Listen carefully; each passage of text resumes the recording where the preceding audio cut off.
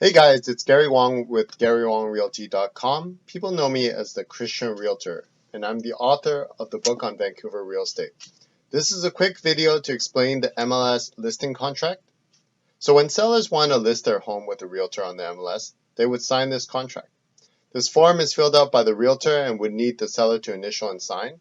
So at the top left-hand corner, you have the seller's names and address that they live in. This is not necessarily the address of the home they are wishing to sell.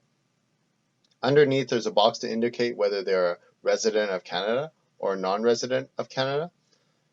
And then here, listing authority and term. Here, the seller agrees to list the property with the listing brokerage from start date to the end date. The minimum amount of time required by the board is 60 days, but usually a common listing period would be 3 to 6 months, as that's the typical amount of time it takes to sell property in a normal market. Obviously, certain properties, high-end properties, would take a little bit longer to sell. Let's see. So here it states that the seller will agree to cooperate with the listing brokerage to help sell the property. Under property, the address of the property is listed and the legal description will be listed here. The terms of the sale. Listing price is where the listing price is indicated. Here, listing service and cooperating brokerages. Basically, the seller authorizes the brokerage to list the home on MLS and to cooperate with buyers and buyer agents from other brokerages. Here, number 5, listing brokerage remuneration. Here's the commission the seller will pay to the listing brokerage if the listing agent is able to sell the property. The remuneration is also paid if the listing agent introduces a buyer to the property, but the buyer buys the property within 60 days of the term of the contract. Or if it's clear that the listing brokerage or the listing agent made the buyer buy the property. So one thing is when a property is listed with an asking price, it's only an invitation for buyers to submit offers. The seller does not have to accept the offer, whether it's under asking price, or over asking price.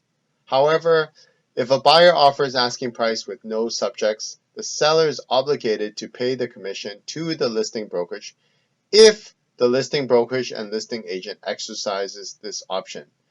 But from my experience, this option is rarely ever exercised. No realtor or listing brokerage wants to force the seller to pay the commission if the seller changes his or her mind and doesn't want to sell. So the seller would initial at the bottom right hand corner here. Over to the next page. In this section, the remuneration to compensate the buyer agent's brokerage if a buyer agent brings a buyer to the table. This remuneration is a portion of the total remuneration from above here. It's usually a portion of it. So if there's no buyer agent and the listing agent has to do both parts, representing a seller and getting a buyer, representing a buyer in a limited dual agency, or representing seller and offering a buyer customer relationship or no agency, the listing agent's brokerage would receive the total remuneration. Assignment number 6, assignment of remuneration. Basically, the seller authorizes the listing brokerage to take a portion of the proceeds of the sale to cover the remuneration.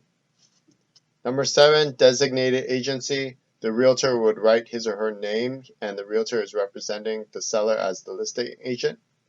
It also talks about the realtor acting as the designated agent will keep the seller's information confidential even to colleagues at the same office.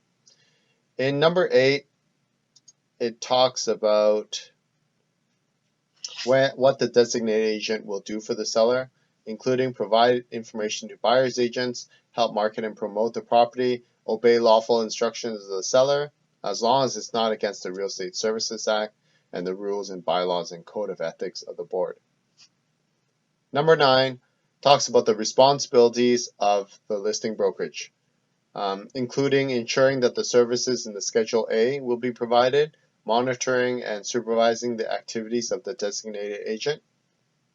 Number 10 says that the seller needs to direct all inquiries of the purchase of property to the designated agent. advise the seller of any material latent defects so that these can be disclosed to potential buyers. Basically, the seller will cooperate and help the listing agent if the listing agent needs some information about the property. It also mentions that the listing agent is here to provide real estate services and is not to provide the services of a lawyer, tax advisor, lender, appraiser, surveyor, structural engineer, home inspector, etc. It also mentions that the seller warns that the property is not part of any exclusive listing contract, meaning the property is not currently listed with another realtor in another listing contract. Number 11, the seller acknowledges and agrees that. So number 11 mentions a few more things, namely it's not a breach of the agency relationship if the listing agent has other agency relationships with other sellers and buyers, meaning the listing agent can have other listings and can have other buyer clients. It also mentions that a seller who is a non-resident must comply with the Income Tax Act of Canada before the sale of the seller's property can be completed, meaning a portion of it may be withheld for tax. Number 12, limited dual agency. It talks about limited dual agency, which I talked about in the Working with a Realtor brochure. Limited dual agency occurs when a buyer wants the listing agent to represent them as a buyer's agent for the property. So let's say a buyer walks into the open house and wants to write an offer. The realtor can write the offer for the buyer and offer the buyer customer relationship agency or no agency. This is the same as if a buyer walking into a developer's presentation center and asking the sales rep to write an offer for them. The sales rep offers the buyer customer relationship agency or no agency, as the sales rep has an agency relationship with the developer. The sales rep is working in the best interest of the developer, not the buyer, but can write the offer on behalf of the buyer. So let's say the buyer who walks into the open house doesn't just want the realtor to write the offer, but wants the realtor to represent them as well. So that would be a limited dual agency. This can only occur under 4 conditions. Number 1, the realtor would need written permission from the seller and the buyer. Number 2, the realtor cannot disclose personal and confidential information of the buyer to the seller and vice versa. Number 3, the realtor cannot disclose the buyer's motivation to buy to the seller and vice versa. Number 4, the realtor cannot disclose the bottom line price for the buyer or seller, or whether the seller will take less than asking price, or whether the buyer is willing to pay more, etc. So number 13, collection, use, and disclosure of personal information. So basically the information collected is for the purpose of selling the property, and the real estate board collects the information to improve the professional standards of the industry. Number 14, termination, really important. Termination, the contract will expire at the end of the contract term as noted on the first page.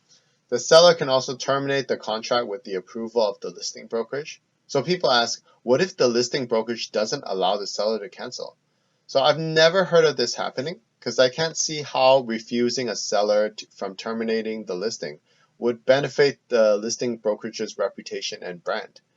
But if the listing brokerage has the right to refuse to cancel the listing, the seller also has the right to refuse to show the property or can make it extremely difficult for the listing brokerage to sell that property.